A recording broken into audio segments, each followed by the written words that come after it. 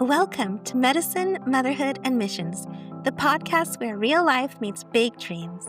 I'm Johanna, your host, and every episode will dive into inspiring stories from PAs, doctors, and professionals who are also dreamers and mission-driven changemakers. From the hospital halls to the hearts of our homes, and even into communities across the world, we'll laugh, learn, and uncover the challenges, triumphs, and everything in between as we see life through each other's perspectives. Looking for more joy and balance in your career? Don't miss our free guide, How to Be a Fulfilled Provider, your quick boost of encouragement with tips to help you thrive while juggling all your hats you wear. And if you've got little dreamers at home, check out Little Evie's Big Dreams on Amazon. These stories are meant to spark imagination, courage, and kindness, perfect for bedtime or anytime. Follow along as Evie, a little Sri Lankan girl, brings joy and creativity to her community while daring to dream big. This podcast is also brought to you with love by the Ephraim Foundation International, because empowering children and families in rural Sri Lanka isn't just charity, it's continuing a legacy of hope and creating futures full of possibility. So grab your cup of coffee or tea, settle in, and get ready for uplifting conversations that will leave you inspired and equipped to make a greater impact. Let's jump in. Hey guys, welcome back to Medicine, Motherhood, and Missions. Today's episode is going to take us back behind the curtain of medicine with Dr. Ryan McPherson. He is a trauma surgeon and author of While You Were Asleep, Behind-the-Scenes Stories from Residency at a Level 1 Trauma Center. In his book, Dr. Ryan pulls us into a raw, unfiltered realities of residency, the 3 a.m. trauma calls, quiet doubts of imposter syndrome, the weight of mistakes, and the cost of living a life fully consumed by the calling of medicine. But he also invites us to consider something deeper. What mindset sustains a physician through burnout, perfectionism, sacrifice, and the pursuit of integrity? Whether you're in medicine, walking alongside someone who is, or simply curious about the human side of healing, this conversation will challenge you to reflect on resilience, honesty, and what it truly means to live out a calling. So thank you so much, Dr. Ryan, for joining me on the podcast today. I really appreciate your time, and I'm looking forward to this conversation. Thank you for inviting me on here. And I have to say that introduction that you prepared just now was amazing. If I read a second book, I'm going to have you write the introductions for it. You nailed it. That's awesome. Well, I appreciate that. I just like to be over-prepared sometimes for these podcasts, But just talking about over-preparation, and this book is pretty amazing. It's kind of like mirroring what physicians may feel but can't express sometimes in regards to burnout and what they walk through. And only a physician can probably identify with those struggles. And I think it's a great resource that you've written for physicians. But tell me a little bit about how you even decided to write this book and what kind of propelled you to do that. I've always loved reading ever since I was younger. And every book I pick up and I read the book. And after I finish it, I just wonder to myself, like, wow, how did somebody do this? Maybe I'm in sixth grade and I'm struggling to write 4 paragraphs for the homework assignment. I don't know what to write. And I think someone sat down and they wrote this whole book and it flows so nicely and fits together. And then you go to pick up another book to read, and there's just hundreds and thousands of books that people have somehow managed to write. So with every book I read and enjoyed, I just wondered, is this something I could ever do? Yeah. And throughout residency, I kept a journal of interesting experiences that I had, and I practiced rewriting those stories into a more storytelling sort of way. And I never had a way to fit them all together. And eventually I didn't want to write just a compilation of stories, because personally I'm not a fan of books that are just compilations of stories and kind of jump around. And what actually took me the longest was figuring out an arc that would tie everything together into one longer cohesive story. So eventually I was moving them around and playing around with them, and I sort of figured it out. And then I thought to myself, wow, I can do this and I'm going to see this through. And then that was probably about the first 10% of it. I thought I was about done at that point, and that really is only the first 10% of writing and publishing a book, what I learned. Yeah. And how did you even find time to do that with everything going on with, medicine and life and all the call times and everything? Yeah. I'm one of those people, I cannot sit still and do nothing. I can't just go relax at the pool and sit there and space out. My mind is Mm, constantly racing. I constantly feel like I need to be doing something. So if yeah. it was 30 minutes in the morning that I'm drinking my cup of coffee, getting ready to go to work, I would Uh-huh. be writing stuff or before bed or while I'm waiting for something in the oven to cook. Little Okay. little moments Yeah. like that is how it Yeah. started. Yeah. Well, that's awesome. I'm glad you took the time to do it. Like just going straight to kind of like maybe one of your overarching, themes of the whole book, imposter syndrome. Like in medicine, imposter syndrome seems pretty much almost universal. I think in any career, honestly. How did you shift your mindset from I don't belong here to I have something valuable to offer? Well, I don't know if that's something that I ever really figured out how to do. First of all, I was surprised to find out how common this feeling of imposter syndrome is because the hoops you have to jump through to get into medical school and then to residency and everything after that, I thought would be enough to convince myself and everyone else that you do belong because you've made it this far. But Yeah. after the book has been out, I've actually heard back from other physicians and surgeons and colleagues that say, like, you nailed it. I feel exactly the same way. So that was pretty shocking for me. I don't think that it's ever going to truly disappear, the imposter syndrome. I'm getting more and more used to being where I am every day. Yeah, I guess that makes sense. But also, like, as soon as you like exit didactic years into clinical rotations, and, then from then on, they kind of give you the term fake it until you make it. Did you hear that when you entered into, Yeah. rotations and things like that? Yeah. I've heard that fake it till you make it way of being a Mhm. lot ever since I was younger. I've struggled with that because I'm basically a very honest person and I have a Mhm. hard time, even though I don't really consider that lying, it's just hard for me to Yeah. pretend to be someone that I'm not. So that just makes me even more uncomfortable. Already I feel like I don't belong and now I'm doing something else that I feel Yeah. like is uncomfortable. Yeah. I haven't really, I don't think, done that. If that works for some people, I think that's great. But for me, it's always just been about keep doing the best you can.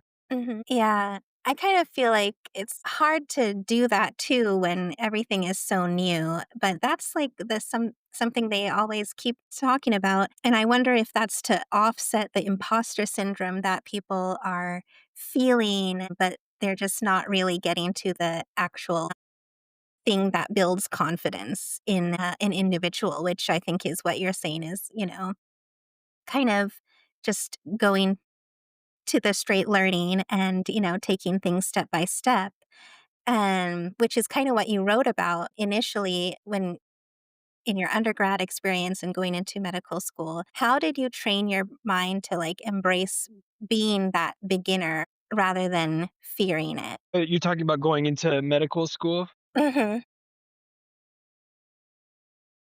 I that was hard. I When I got into medical school, you always hear about it's gonna be like drinking from a fire hose, Yeah. and it really was. There was a lot of information that came at me very quickly, and I didn't do anything between undergrad and medical school, and the first couple weeks of medical school mirrored undergrad, what I had learned in undergrad, but very quickly after that, a lot of the vocabulary, the words, everything was completely foreign to me. Yeah. And it was difficult because I noticed that a lot of people around me, they had maybe done a master's degree in this or in that, or studied this and taken time off, and they were already so familiar with like anatomy. And Right. I'm still trying to just figure out what these words. I've never seen these words before in my life. So Yeah. medical school very quickly put me in my place. Yeah. Yeah. There's an art of learning, right? I think that we have to also kind of learn how to learn in a way. And I think you kind of talked about that a little bit. And you also mentioned like something interesting, or you didn't directly mention it, but humility in learning, and especially when, lives are at stake. which is why I don't know whether that fake it to make it until you make it kind of way of talking in medicine can really be beneficial, right? Yeah, absolutely. I see what you're saying. I mean, I definitely think that fake it till you make it mentality is very dangerous if there's things at stake like other people's lives, well-being, and health. And I don't think that in that situation anybody should be faking it till they make it. Yeah. But in medical school, and I'm sure it's like this in not only other professional schools, but in other settings, Mhm. there's a lot of posturing that goes on where people they want to give off this air of being very smart and it comes very easy to them and this and that. And I wrote a little bit about that in the book when Yeah. I first went to interview for medical school. But Mhm. at first, everybody seemed like they were just getting the information and they barely had to study and this and that. And maybe that's true, maybe it's not. I'll never really know. But I eventually came to terms with if it takes me 5 hours to study this lecture and everyone else says they don't have to study it at all, but it takes me 5 hours. If that's what I have to do to succeed at this and I wanna succeed at this, then that's just what I have to do, so be it. Yeah. Yeah, it kind of speaks to that trick that you were hearing this guy walking across saying, "Oh, the 2 things you only need to do in medical school will make it so easy." And you were, like, listening for it, and it's just like, "Put your head down and study." It's, like, Yeah. so basic, but that's exactly kinda what you have to do. I mean, and, talking about that posturing, do you believe sometimes I the success in medicine, is it about the talent, the brilliance, or just the grit of consistent hard work?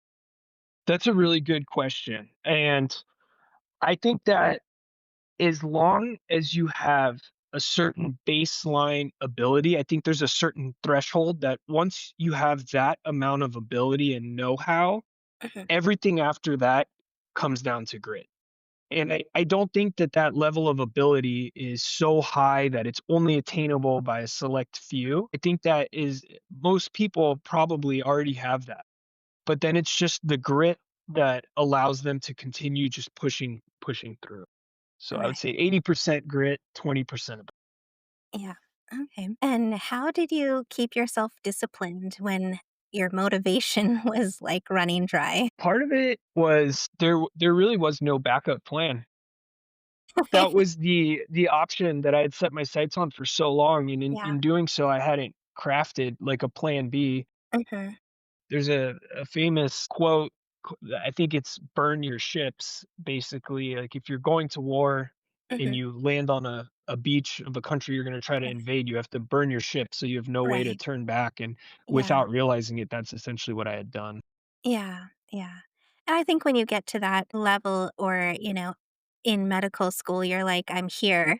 I have I'm going forward." But, I mean, that kind of also brings out, the topic of, like, burnout and resilience because you even talked about how even when you got to residency, you kind of were thinking, "What about being a wedding photographer?" But, Yeah. like those realities of burnout and sometimes it may start in medical school for some people, others in residency and beyond. What mindset helped you endure without becoming hardened or bitter? That's tough. What mindset helped endure? I think it was part of the same is because I think that looking back, I think that was more of a fantasy of mine rather than like A concrete plan. plans that I had been Yeah, making. But I yeah, remember I had sat down and I had calculated the finances of it and how many weddings I would have to photograph a year and this and that. right. Yeah, But even then, I still think it was more of a fantasy. yeah, And it was like an escape hatch that was there, but I wasn't mhm, going to use it unless I absolutely had to type thing. yeah, And I just kinda kept going along and time mhm, kept passing by, and eventually I just got to the end and then it was over. yeah. Do you think, like, because you talked about how, you've had this, like, separation with your attendings and you kind of felt like you couldn't have those relationships. But when those couple of new attendings came into your life and they talked about hobbies, they talked about the realities of their life and made those connections, do you think those having those relationships and that change in atmosphere in a way kind of helped lessen the burnout or make it a little easier going through some of those time frames of residency? Definitely, because it provided you with a role model or something that you wanted to turn yourself into, whereas previously the relationship had only been surgery. So you don't really you think that I'm gonna be like these people and their whole life is surgery, Right. and you start to wonder, like, I'm kind of burned out on it now. Is that really what I want? Is my the rest of my life to just be this one way? And then when you Yeah. see these other people that they're good surgeons, Mhm. but they also have these other things going on, you start to think to yourself, well, maybe that is something that I actually look forward to and want to become. And it is a little bit like getting a second wind. Yeah, yeah. And what what or how did your definition of success change after going through med school, residency, everything? I think my definition of success changed. I began to worry less about what I thought other people thought was success for me and more about what I felt was success for myself. Mhm. Yeah. I think that's a important thing to really focus on is what you said is focus less on what people thought about you, focus more on what you found maybe joy or happiness or fulfillment in, right? And I think that change in definition of success is important. That's really true. So, what's the inner dialogue that you use when you feel depleted but still have to show up for patients? I mean, because you're like on call, going into surgeries, in the middle of the night. Like, how do you fill yourself back up and show up?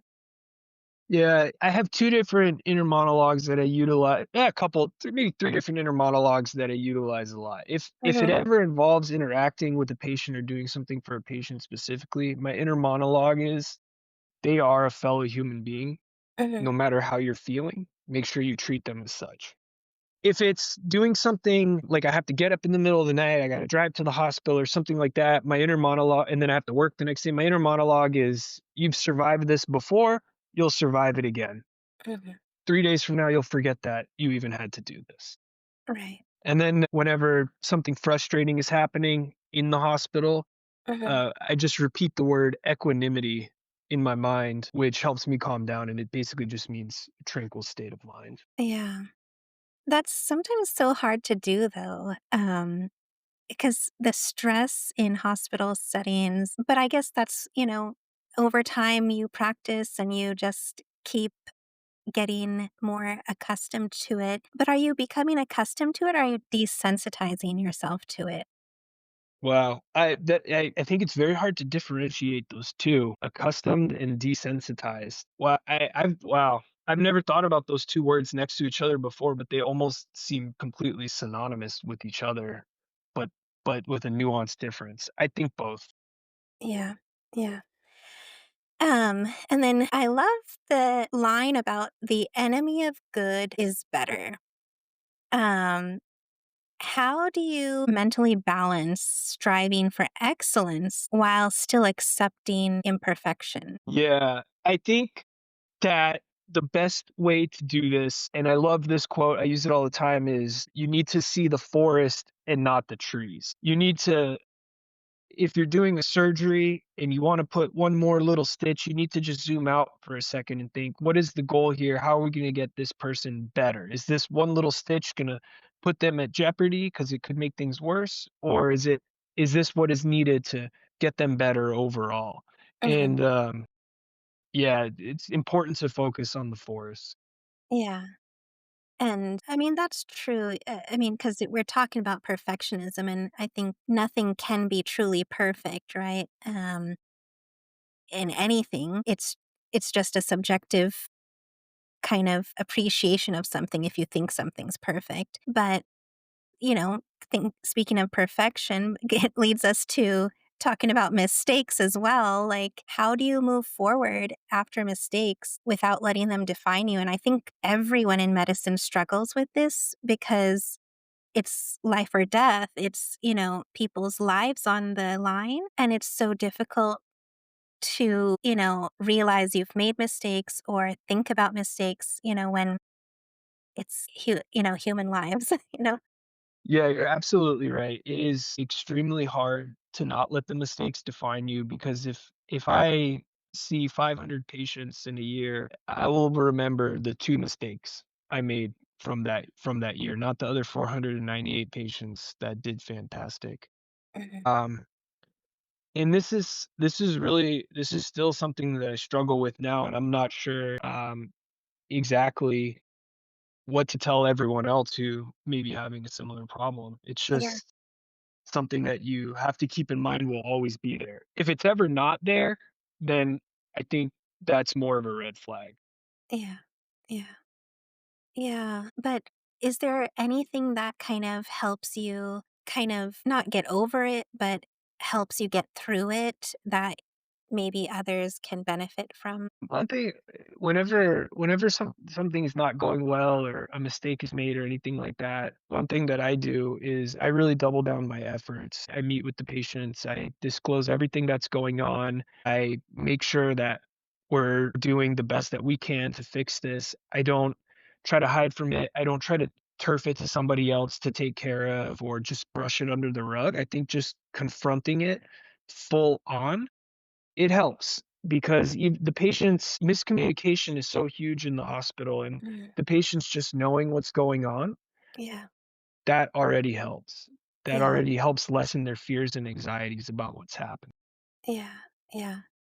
Yeah, it's tough though. It is a very litigious, environment as well, which makes it even harder too when you have so much going on with medicine. But do you think perfectionism in medicine saves lives, or does it steal joy and the humanity of the job? What exactly do you mean by, like, steal humanity from the job?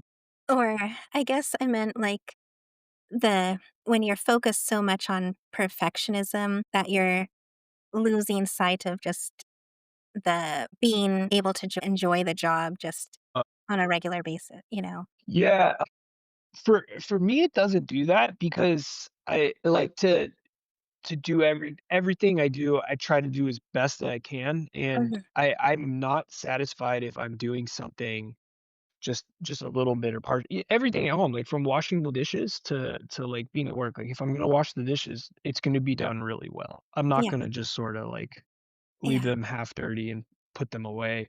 right. So for me, that I guess they work together to make it very fulfilling, something very fulfilling. Yeah, yeah. Um, yeah, it's hard when you're wanting to do your as excellently as you can without going that overboard, that enemy of good is better, Yeah. right? It's like such a fine line, right? And so but, speaking of, like, a little bit kind of going back to kind of the burnout and resilience, but the cost of medicine, like, it demands a lot of sacrifices, and you talk about that in your book as well. How did you kinda mentally negotiate those costs of love, life, hobbies, etcetera? I think that my answer is gonna be a little bit selfish, but the truth is that this is something that I wanted to do, Mhm. so that was enough justification for me to go ahead and do it. Yeah, yeah. I think, you have to you have w at in medicine, you've worked so hard to do something, and it's kind of an does it feel like an all or nothing kind of a thing, being In some ways, yes, but I think that's something that's changing a lot now. From what I understand, I've only been out of residency for about 6 years, and already talking to residents and kids that are in medical school now, Mhm, it seems like it's changing a lot, and mhm. it's not all or nothing anymore. It's medicine and Yeah, everything else. Everybody, like always, wants medicine and everything else, and I think yeah, that now they're getting it, and I think that's fine. I know a lot of the older generations, especially before me, are very mhm, uncomfortable with that idea because they yeah, think that it will sacrifice learning and patient care down the road. mhm. But so far that to me, that does not seem to be happening, and I think that that's better for everybody. Yeah, because now I definitely see a lot of more about I mean, even on, like, social media itself, like, physicians are branding themselves or rebranding themselves, not Mhm. just as a physician, but as you said, physician Yeah. and so, I mean and you said the older docs, sometimes think it's, are could it lead to a sacrifice of patient care? But I don't think so. I mean, it's we're talking about burnout in the end. Well, the more burned out someone is, the more likely they would probably be more, prone to mistakes maybe due to, like, exhaustion or just unhappiness, and then, of course, you even mentioned, 300 suicides per year in the medical profession sometimes. What is the real sacrifice? Being a physician and versus, you know, all or nothing. I think, the the losses with, the physician and may be less than the all or nothing kind of attitude, right? Yeah, I think it is such a fine line because the time to be overworked and to be pushed to your limit is really during residency when Mhm, you are supervised, mhm, not when you go out on your own for the first time. mhm. So it's a fine line because you don't wanna push people so hard that they can't function, that they burn out, that they leave medicine, commit suicide, things Yeah, like that, because that's not reaching the objective of having mhm, well-trained physicians. But at the same time, you need to mhm. push them hard enough that they can know where their limits are, that they can be that they can be comfortable being uncomfortable. Right. Yeah, And I think that the medical field and residency programs and the ACGME and everybody, they're working really hard at figuring out what is the right amount yeah, of pressure for everybody. yeah, yeah. 'Cause as you say, I mean, in order to, like, wake up at 2 a.m. and be able to perform a surgery, you have to be so, nuanced in it that you can do it in your sleep basically, right? You have to have been pushed so hard to be able to get to the level where you know the ins everything about what's gonna go wrong, what's gonna go right, and how to do the job, right?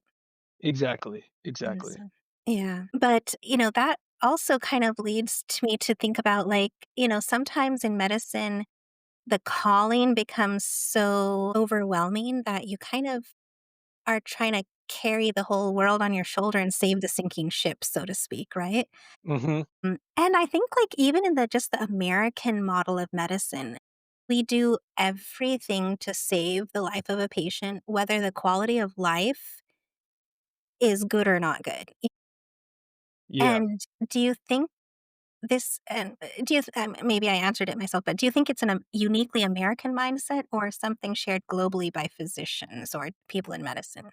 Yeah, I've a couple points to say about this. Mhm, The surgical mindset historically has always been, "We can do something to fix this. At all costs, we're not gonna give up. There's always something else we can do to fix this."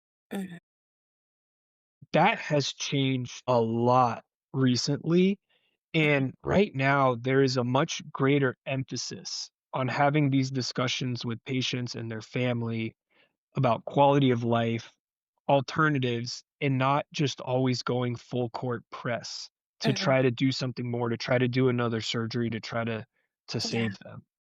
As far as it being a uniquely American mindset, I'm not 100% sure because I haven't practiced medicine outside of the United States. right, Everything I know about how medicine is practiced outside of the United States, like in Europe, for example, is all just sort of hearsay. It's just what right. I've heard from other people. I haven't seen it firsthand, so I'm not sure exactly um, how they approach these situations.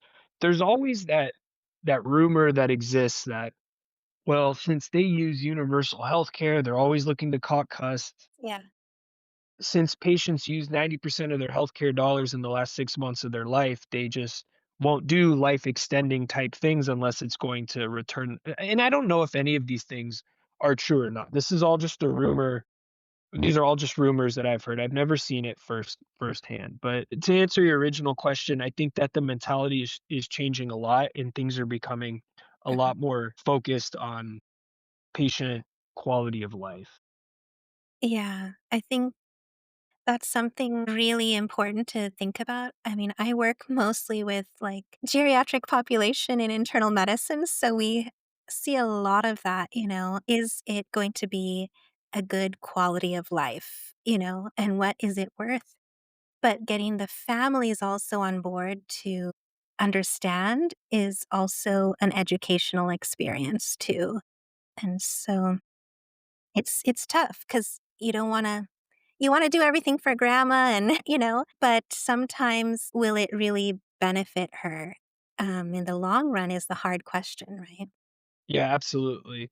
Absolutely. Even now, the American College of Surgeons has asked us at trauma centers to start involving palliative care discussions much earlier on and to screen for patients that are at basically high risk of not surviving for the next 6 months, even though what they've come to the hospital with within itself is not a fatal diagnosis, Mhm. but they fall into a category of patient who is likely to not survive and thrive over the next 6 months, so we can start making those arrangements early on, or at least just start having that discussion early on, so Yeah, if they come back 3 months later with something similar going on, they're a little bit more prepared for what options are available to them, and everything's not so sudden and emergent.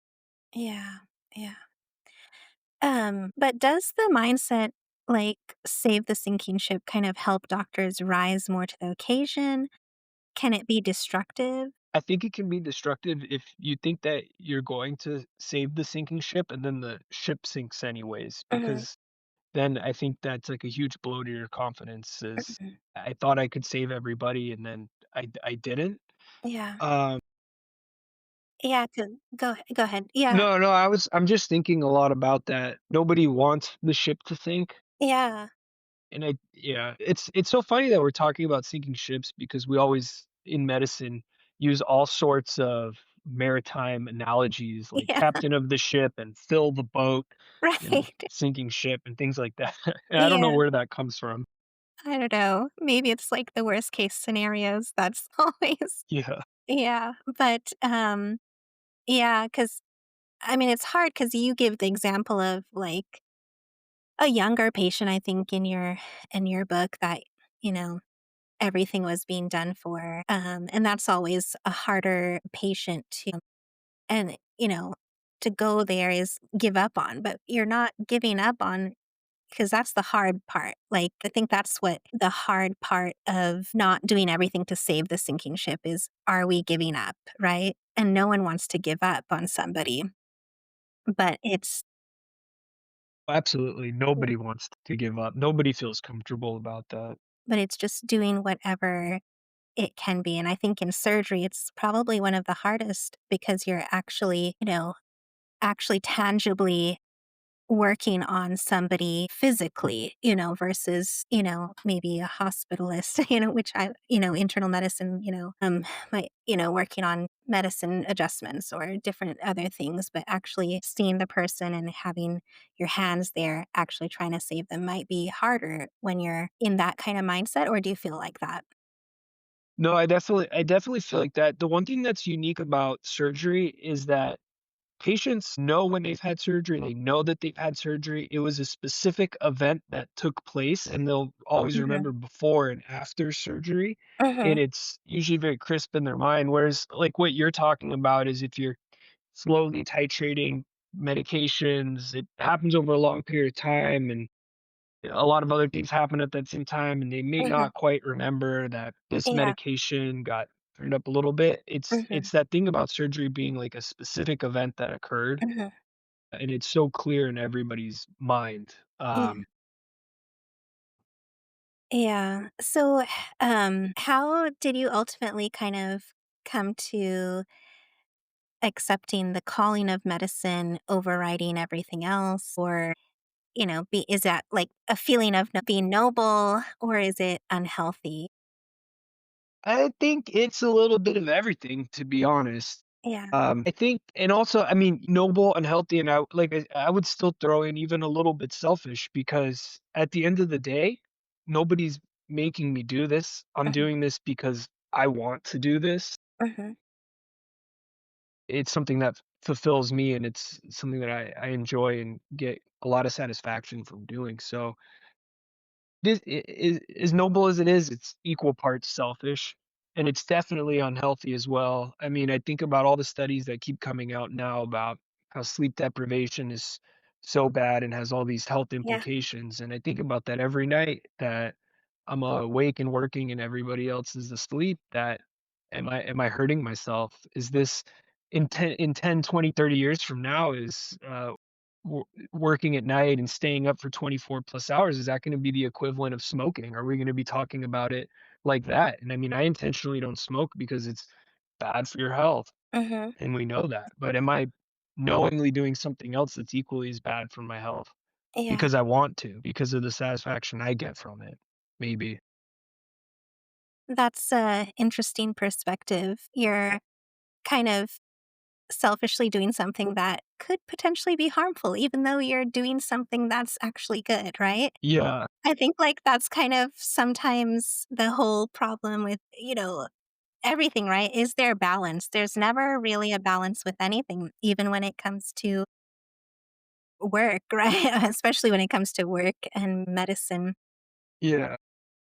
And so, how do you mentally frame those sacrifices, though, so that they still feel purposeful? Is it just, as you said, you're enjoying it, you enjoy the time right now, and you feel like you're doing what you always wanted to do? Yeah, that's part of it, and the other there's always sacrifices, like missing out on things, and I think that by now everybody around me, they understand that that's just kind of how it is. So they put less pressure on me to Mhm. not miss out on things.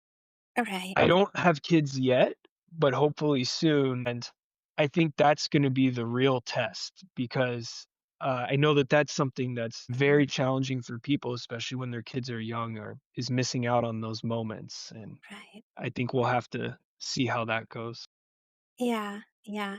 That always changes perspectives. Having kids changes perspectives so quickly. Yeah. So, so talking about also like honesty and integrity, which kind of also overarched throughout your book, how does integrity anchor your mindset in moments of doubt, pressure, or fatigue? I think that no matter how tired, miserable, or uncomfortable you're feeling, at the end of the day, you will always feel better if you are honest and true to Mhm. yourself and those around you, rather than just looking for the quick fix, the way to take a shortcut and get through those moments. I think you'll feel worse in the long run, type Yeah. thing. And I Yeah. think that that's something that almost everybody will come to realize at some point through their experiences. Yeah. So, any like encouraging words for other residents out there and future physicians, people in medicine? What would you like to encourage them in? Absolutely. I think the most encouraging thing that I can pass on is that you're not alone. Everybody else is having similar thoughts that you've had, similar doubts that you've had. They're all going through it too. And people are starting to talk about it a little bit more for the Mhm. first time in a long time. Things are Yeah. changing, things are getting better, and do not give up. Yeah. Yeah. But just to quickly talk about though, since things are changing, do you think that there will be a change in the model of how medicine training and everything is going to be? If I think it will still be an apprenticeship because it's not just medical knowledge that we're sitting down and learning. It really is an apprenticeship. You have to learn how to do things, how to deal with situations, and Mhm. you can only learn that by being there and doing it firsthand. Mhm. As far as changes to the model going, I think so there's been a lot of talk about work hours and restructuring schedules and things like that, and I think that that's where the biggest changes will be seen. The biggest One of the big problems right now though is that every year there's more and more medicine that needs to be learned. The amount of medicine that has that exists now and medical knowledge and skills and procedures and things you have to know about and drugs and diseases now is like 100 times more than just 20, 30 years ago. Unfortunately, the pace of medicine is not slowing down. Yeah. Uh, so I think one of the changes right now is that what we're seeing is that people more and more are doing more training after residency. They're doing fellowships Right. after internal medicine, after surgery, things like that, Mhm. so that they can continue to take the time to learn all of this new knowledge. Yeah. And I don't think that's a bad thing. I think it's just different than it was 30 years ago when people didn't do fellowships as frequently. Right. I think it's fine. Yeah. But that's a change that I've noticed. Yeah. And so I was talking with a biotech CEO and how, they were talking about clinical trials and starting all these different new technology devices or, with medicine and all these different things that are coming about. It kind of sees a more shift in technology and AI or different types of other things influencing medicine too. Do you see that happening in surgery anytime soon? Where, I mean, because, with the even just something that, coming with the neuro implantable brain chips, or that, like, everything can be done by thought, if technology like that can happen, that can lead the way to a lot of other new technology and so many different things, with medicine, surgery, everything like that. How, just to touch on that, I was wondering if I could ask, like, your thoughts on that aspect in surgery that you've kind of hearing about or seen.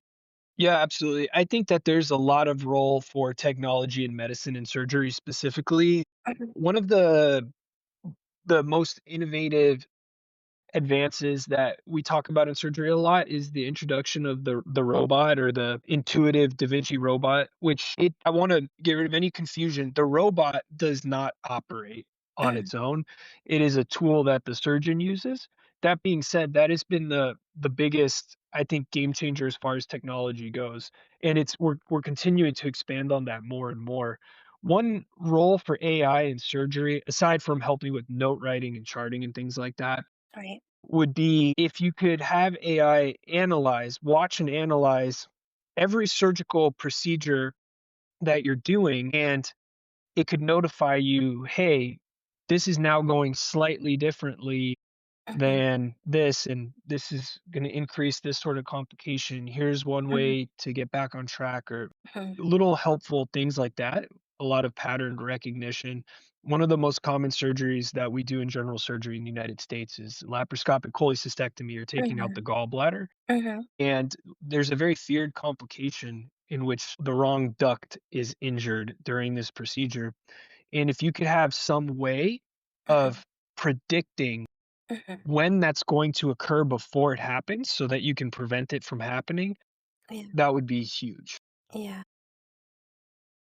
Yeah, I think there's a lot of roles, and I think we're gonna see it more and more. One of the things that we always hear about, and I haven't seen it happen yet, is if AI is going to be able to do the job of radiologists looking at Mm. films and CT scans and Right. pointing out pathology that would otherwise be missed by the human eye. Right. This hasn't happened yet, but I just hear that it could happen. Right. Yeah. That's very true because it's all digital anyways, so it's an easy transition for that. Yeah. Theoretically, but Theoret I will say that as a surgeon, I don't feel like there is any replacement for a surgeon by technology, and I don't even think that patients want that. We don't Even though airplanes can fly themselves right now, we Mhm. still have 2 pilots flying airplanes, Right. not because there's no way to replace them, but because that's what we everybody wants. Yeah. Yeah. That's a really great analogy. We want that human touch to everything around us. Yes. Yeah. And so thank you so much, Dr. McPherson, for your time and conversation. I really enjoyed it. And I know that it'll be a great resource to a lot of people out there. So thank you so much for the conversation. Yeah, thank you so much for putting this together and inviting me on. I really enjoyed it. Yeah, yeah. And so thank you all so much for coming on listening to the podcast. Ryan's story reminds us that medicine is more than procedures or protocols. It's a crucible that shapes character, mindset, and purpose. His honesty about imposter syndrome, burnout, and the sacrifices physicians make pulls us into the heart of what it means to serve others at the highest cost. If today's conversation encouraged you, share this episode with a colleague, a friend, or someone who needs a reminder that the journey through struggle often leads to strength. And if you haven't picked it up, pick up a copy of While You Were Asleep by Dr. McPherson. You'll never see medicine or the people behind it the same way again. Until next time, may you find hope in the hard, purpose in the pressure, and light along those long nights. This is Johanna with Medicine Motherhood Missions, sparking hope one story at a time. Thank you for joining us in this episode of Medicine, Motherhood, and Missions. We hope you found inspiration, insight, and a sense of connection in the stories we share today. If you enjoyed today's episode, be sure to subscribe and leave us a review. Your feedback helps us reach more listeners like you. Follow us on Instagram for updates, free downloads, and join a community of like-minded individuals passionate about making a difference through medicine, motherhood, and mission work. Remember, you're not alone in this journey. Until next time, keep sparking hope, keep healing, keep nurturing, and keep making a difference. This is Johanna signing off from Medicine, Motherhood, and Missions. The medical opinions expressed on this podcast are for informational purposes only and should not be considered as medical advice. Always consult a licensed healthcare provider for personal medical concerns or questions. The views expressed by guests are their own and do not necessarily reflect those of the podcast host.